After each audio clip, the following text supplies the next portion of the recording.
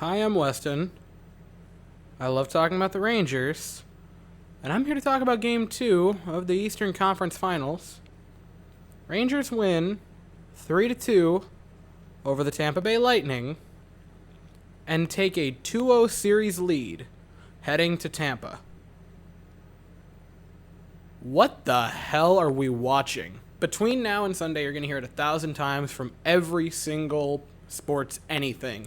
But the Rangers snap a streak for the Tampa Bay Lightning of 17-0 following a playoff loss since the beginning of 2020. And you know what's the weirdest thing? But the Rangers, for the first 55, it turned into a fire drill the last 5. But they looked significantly better for a majority of this game. The first 55 minutes, for all things considered, were nearly perfect for the Rangers. And it's the strangest thing, but coming into Game 2, the Lightning seem like they're already nervous. The lines get switched up pretty significantly. The top 2 lines are virtually just like names in fishbowl, and then Perry gets dropped. There's some changes towards the bottom end, and they roll with a 7th defenseman. And that's, that was a pretty brutal loss in Game 1. But to shake up the lines that quickly was seemingly a little bit extreme. So the game starts, and for a little bit, the Rangers look kind of blah. They look bland, and then there's a face-off, and this is horrible. This is just bad, and I'm not being biased saying it's bad. I think the majority of people would say this is bad. Reeves and Pat Maroon start sparring with each other at center ice. They call a penalty, and you go, all right, 2 apiece for roughing. Wrong. Only Reeves get penalized for this, and was it roughing on Reeves? Yes, 100% he committed a penalty. So did Pat Maroon. Call both or call neither. Calling one just seemed weird, and Tampa gets a power play, and their power play looked pretty solid, and they would score on said power play. A beautiful shot by Nikita Kucherov, and you'd like Shesterkin to have that, certainly. Corey Perry was being a little bit of a pest, but not enough that should have went in.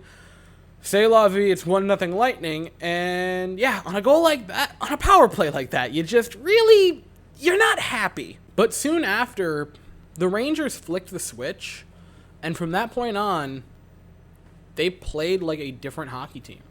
The Rangers tonight look like a different team from the Penn series. They look like a different team from the first couple of games of the Hurricane series.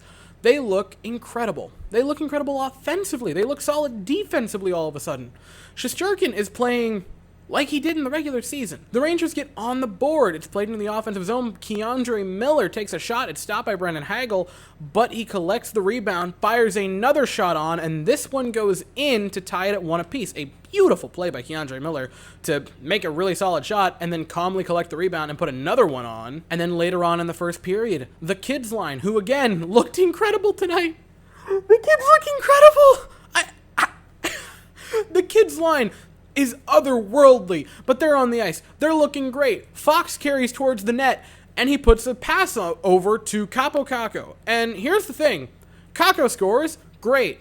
Kakko did a really good job getting open. You can look at the replay. There are 3 Rangers nearly in the same spot that could have scored this goal. Kakko was open in center. He's the one that scores it, but Laffy right next to him is wide open. And behind them, cruising in, is Ryan Lindgren, who was, again, wide open. 3 Rangers could have easily scored this goal. Kakko's the lucky one, and it's 2-1 Rangers headed out of the first period. And then the second period, and the Rangers don't score any goals. But boy, oh boy, did they look good in the second period. The offense looked incredible. The defense looked pretty solid. Couple of really nice shots. Shesterkin, 2 insane pad saves on the same shot. I want to say it was Stamkos and then a rebound. I forget who to. But Shesterkin, again, incredible in the second period. The defense looked pretty solid. The offense flew. I'm in disbelief. And then you go into the third period, and it's a sloppy turnover by Tampa. Tampa looked sloppy. They just didn't look like the Tampa Bay Lightning. This was a bad turnover in the neutral zone. Kreider gets it to Fox. It's a 2-on-1 with him and Mika. He feeds Zibanejad. He snipes it, and Mika Zibanejad has 6 goals in his last 7 games, points in all 7, and the Rangers take a 3-1 lead over the Lightning. And to be honest, 3-1 was low. The Rangers could have been up by 5 at this point. The offense looked great. Vasilevsky had a very strange night. And here's my thought on Vasilevsky for this evening and for, to an extent, the last game. When he's not having to think, when he is only having to have guttural reactions to plays, he looks normal. He looks like Vasilevsky. But he's overthinking it a bit too much, in my opinion. And when he has time to think about it, plays like this, he leaves himself wide open. But you could also tell from body language tonight that Vasilevsky was nervous. He gave up a couple of bad rebounds, and in other times when he fully swallowed the puck, he still was panicking, and you could see quick little head movements and arm movements, thinking, oh crap, I didn't secure the puck. He's looking nervous, which is not what I expected to say about Andrei Vasilevsky in this series, if I'm being honest. And the last 4 minutes were, again, tire fire for the Rangers. The Lightning would get a goal. Nick Paul scores. They said it on the broadcast. That was the definition of a big man goal. Good power to beat the Rangers defense and to get in that position, and insane patience to outweight Shesterkin to get past the pad. Really nice goal by Nick Paul, but the Rangers kind of sort of fended off in the last few minutes. Tampa had their chances, but the Rangers win and have a 2-0 lead over the, I can't stress it enough, the Tampa Bay Lightning. Now, obviously, there's a lot of things that have completely shocked me about this series. The fact that we're up 2-0, the fact that we've played the way we have, but I'm going to not so much talk about us and more so Tampa for a second, which is the Lightning have played incredibly sloppy. The passing has not been there. The decision-making seemingly has not been there.